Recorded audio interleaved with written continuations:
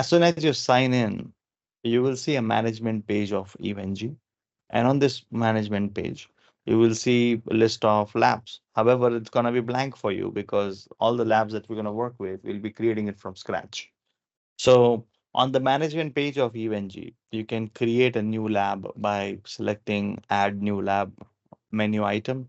You have other items also, including change items name or move a particular lab to a folder or delete a lab, import a lab, export a lab.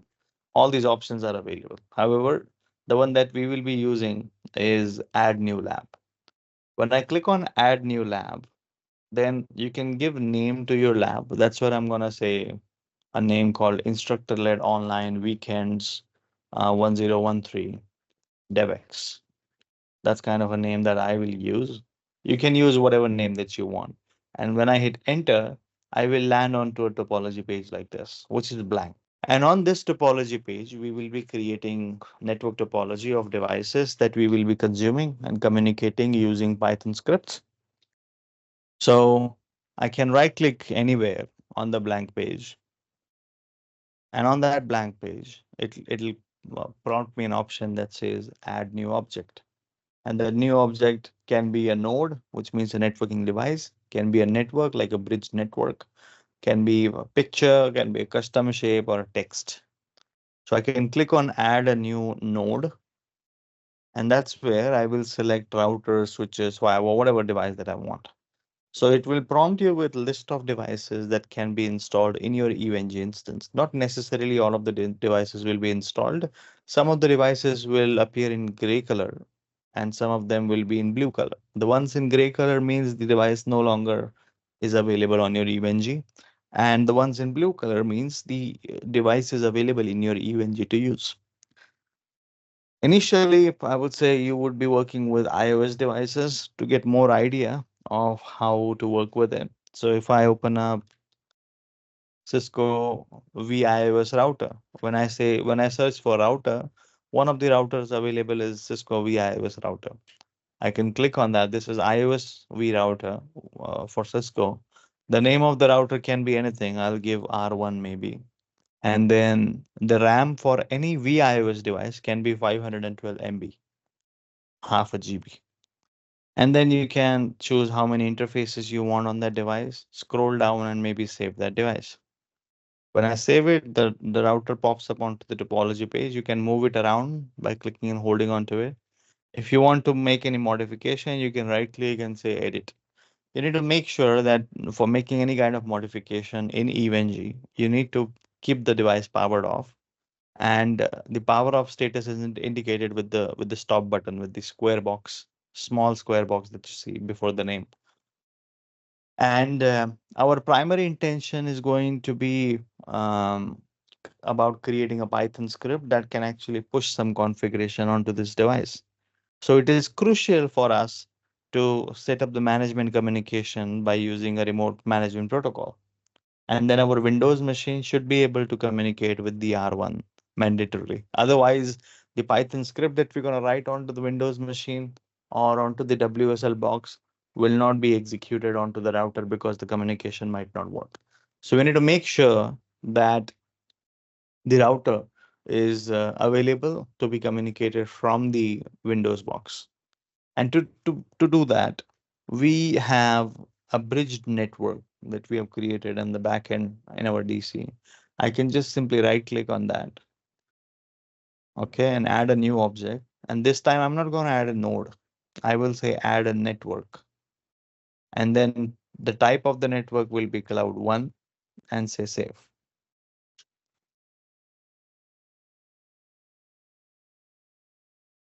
So over here, this is the cloud1 network and which has unlimited interfaces that you want. And I can simply connect my router one with the cloud1 appliance by simply dragging my cursor or hovering my cursor on R1. It pops me a plug sign, click on that and pull it to the destination device, leave it, select the interface that you want to use. I will keep on gig 0/0 and say save. And you can see the cable is there. If you think you have misconfigured the cable and you want to delete that, make sure your device is off Just right click onto G0/0 and say delete, and the connection will be deleted. Then I can connect again and maybe select another interface, save that, and you're good. Once the connection is ready, then you can simply power on the device by right clicking onto R1 and clicking on start button. And the color as well as the status will change. Now you can see the stop button, the square box change to the triangle or the play button. And you can take console access of your device by simply clicking on it, and a putty console will pop up. In this putty console, we will do a very basic configuration to communicate with R1 from the Windows machine. Let it come up, and there, the device is up. It asks you, would you like to enter the initial configuration dialog? I will say no to that. And then I can say enable. I will do the basic configuration that we require. So enable configure terminal. Host name can be set to R1. After that, interface GI0/0. Now, if you carefully see on the command prompt of your Windows box, if I see ipconfig, my Windows machine has about two interfaces. One is connected to outside world, via which you are doing RDP, and the other one says Ethernet adapter connected to Eve. Same is going to be the case for your devices, and that particular device is going to utilize 10.255 1.0/24 network. Whenever you do connect any network device to Cloud One, in order to successfully communicate with the Windows PC, you need to use the same subnet, right? Otherwise, take care of routing also. So I'm gonna go on my R1, and for the management interface, I will use IP address that's gonna be 10.255 1.10, maybe 1, along with the subnet mask. And I'll say description connected to management and no shutdown, and take an exit. So the interface will pop up. And apart from doing interface configuration, I will also do SSH configuration. So I'll say IP domain name abc.com, crypto key, and generate RSA modulus 1024, and then IP SSH version number 2. Post that, username admin, privilege 15, password is gonna be Cisco, and line VTY 0 space 4, login local, transport input on. This enables the SSH configuration present onto the box, which means I can purely open a putty session there, search for putty, and I can click on 10.255 1.101. Check if I'm able to ping to my device. So if I say ping 10.255 1.101, it is doing that. And there, so accept, login as admin, password is gonna be Cisco, and I'm in. So it allows you to create an SSH connection with R1. Now, here's a bit of change. So when you prepare for DevNet Expert or when you prepare for CCNP DevNet, the box that you or the packages or the libraries and the tools that you usually use should be from the Windows or from Linux compatible packages. Now, the jump host that we currently have over here is a Windows machine. We don't use Ubuntu directly as a jump host because Ubuntu is not that good with RDP for the management purpose, right? So we even have participants joining from UK region and US region or so.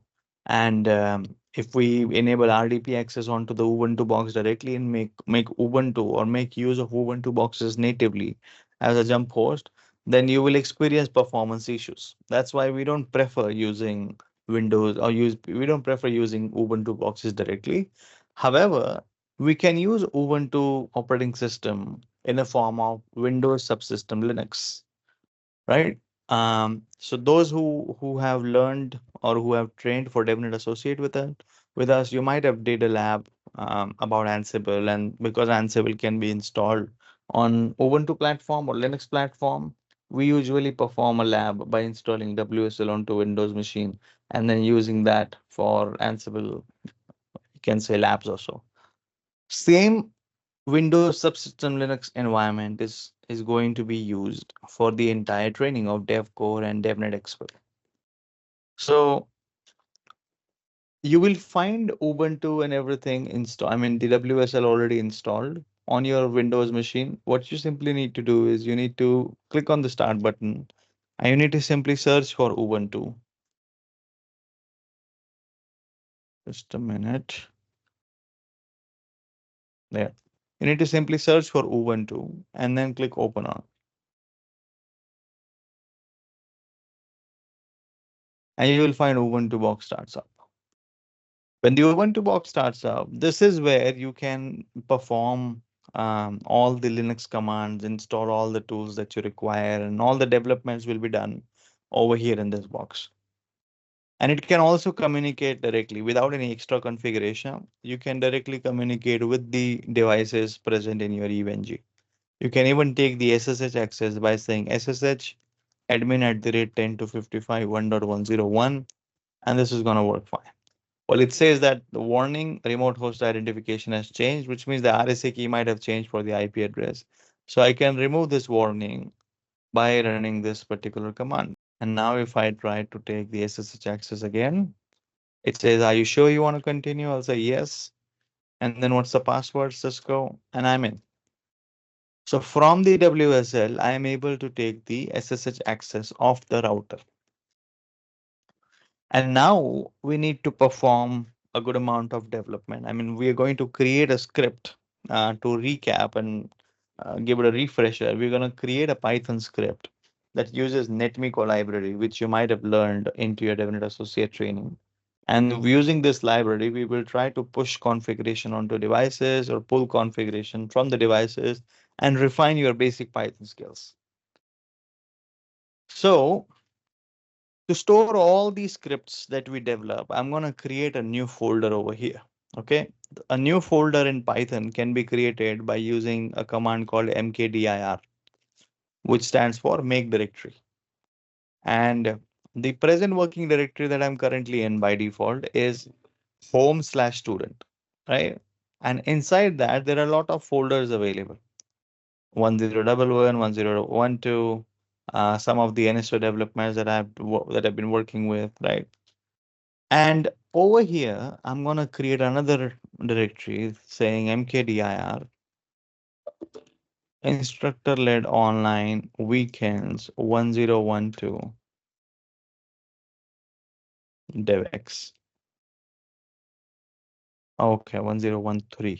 1012 is something that's already going on. And now if I say ls, you will find another folder over there. And I'll say cd to ilo 1013. And here I'm going to create another directory called devcore scripts. Okay, go on the root using cd. Now I need to create files and start managing this directory, which is ilo1013 from my VS Code. Okay, so what I can do, I can open up my VS Code. I'll close the existing VS Code. And then I'm gonna click on the start button, search for Visual Studio Code. That's gonna be our go-to IDE.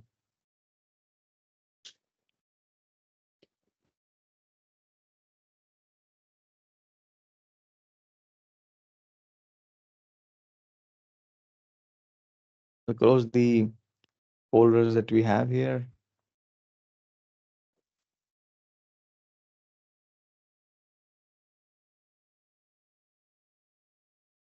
And we will try to connect our Visual Studio Code with the WSL environment that we have available. I'm gonna say close remote connection. So whenever we take access of the VS Code, your VS Code can actually be connected to the Windows subsystem Linux that you have locally on the Windows machine. Well, how to do that? So in Visual Studio Code, on the left lower corner, there is a tool that says remote connections. Okay. Or you can create a remote window. And when you click on it, it prompts you with multiple options. There you see. So the very first option that says connect to WSL, Windows Subsystem Linux. You can also connect to a host. You can connect the current window to the host. You can create a tunnel. You can create a dev container. You can create GitHub code space, remote repository, whatever you want to manage. Currently, I want to connect to WSL, which is locally available on my Windows machine, right? So I'm gonna click on the open remote window and select the first option that says connect to WSL.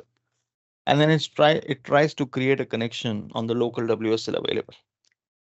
Takes a minute or so. There you can see it says opening remote. Might take a bit of a time. And there the connection is created. Still says that opening remote.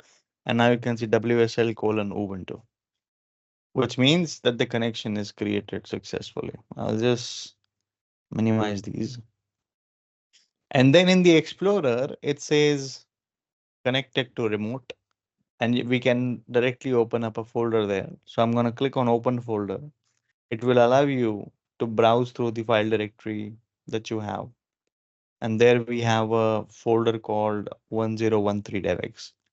I'm going to select that and hit enter, and it will open that folder for us. Still doing that. I'll say minimize this. And there you can see you have dev core scripts. Now I don't have any script available in this folder, but I can right click on dev core script and say new file. If I say new file, maybe r1 underscore ssh.py. As soon as I create that, it becomes a Python script. You can see the file is identified as Python file, and then it automatically loads the Python interpreter, which is installed onto your WSL. If I go into WSL and look for ls, you will find that, okay, cd ilo 1013 dev, okay, weekends 1013 devx and dev core scripts. There you will find r1 underscore ssh.py is created. Currently, there is no content inside of it.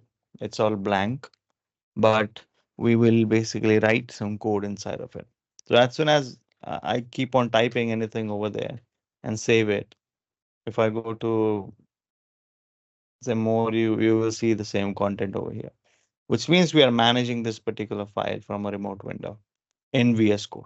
So I'm going to write down an easy code. This is something that you might have worked with previously in the associate, just a refresher, and then we will try to manipulate it with some advancements. So to create an SSH connection with any router, we usually use um, a a library called NetMiko. And from NetMiko, we use a module called from NetMiko import connect handler. And you also need to install NetMiko already in your environment. The command to do that is pip install NetMiko. And then I can simply define my device details inside the connect handler function, saying SSH underscore connection is equal to connect handler in bracket. I would say host is equal to the IP address of the device, which is supposed to be 101. Then the port number is gonna be, or rather, I would say port number by default will be 22. Device underscore type is gonna be Cisco underscore iOS. The username that we need to use to log in into the device is admin, and the password that is used is Cisco. With this, you will be able to create a connection to the device. I might also say that SSH connection created with R1, and post that you can execute commands like if you want to fetch out interface underscore brief, I'll say I'll just create a variable for int brief and say refer to the connection saying SSH underscore connection dot. There is a function called send command to execute all the show commands. And the command is show IP interface brief, the outcome of which is going to be stored inside int underscore brief. I will say print int underscore brief and save that. This becomes an easy peasy script for you to connect to network device and maybe execute some show command on that particular device. Now, at the time of executing it, you can go to WSL. You will find out that there is a file called r1 underscore ssh.py.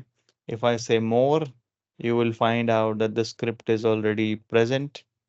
And then I can say Python r1 underscore ssh.py and hit enter.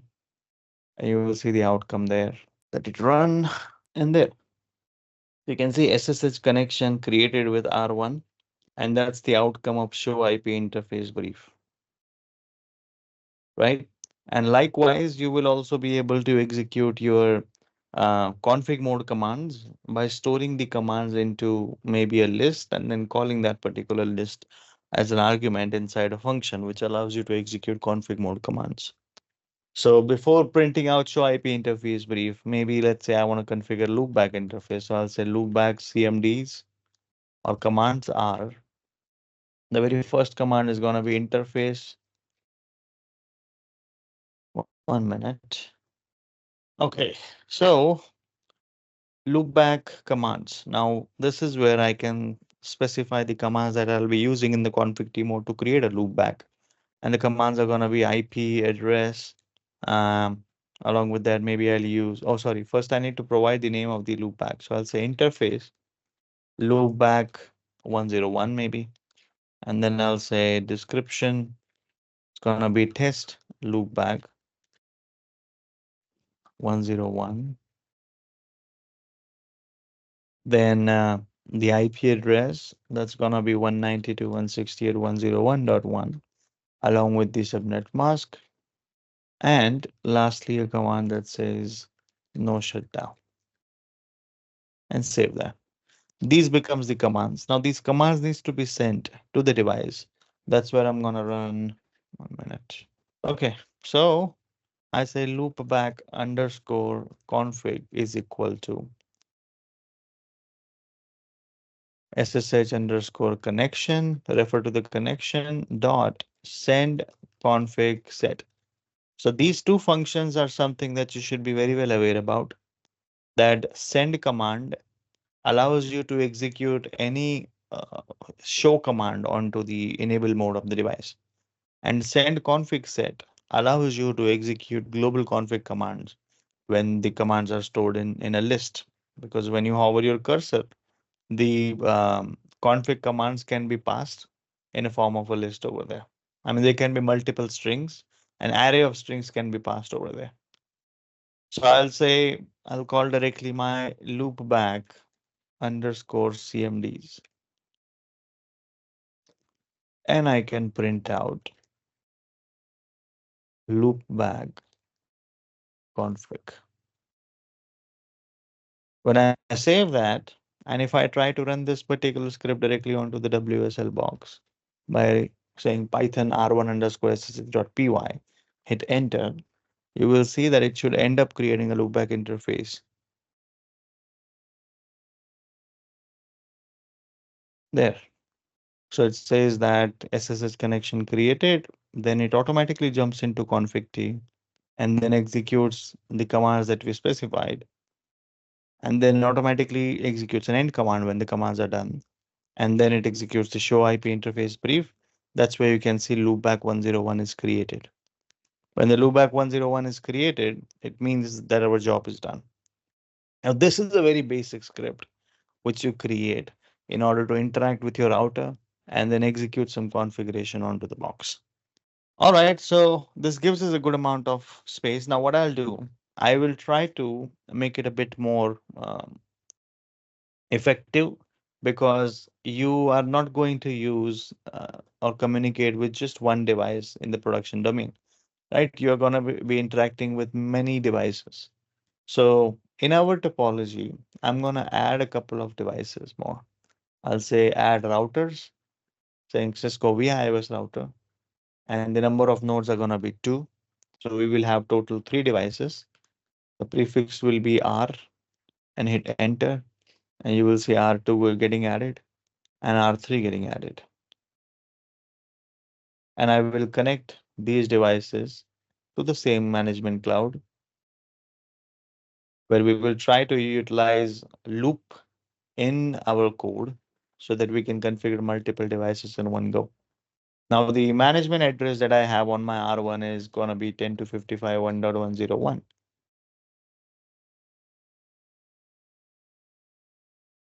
Then we will have 102 for our R2 and 103 for our R3.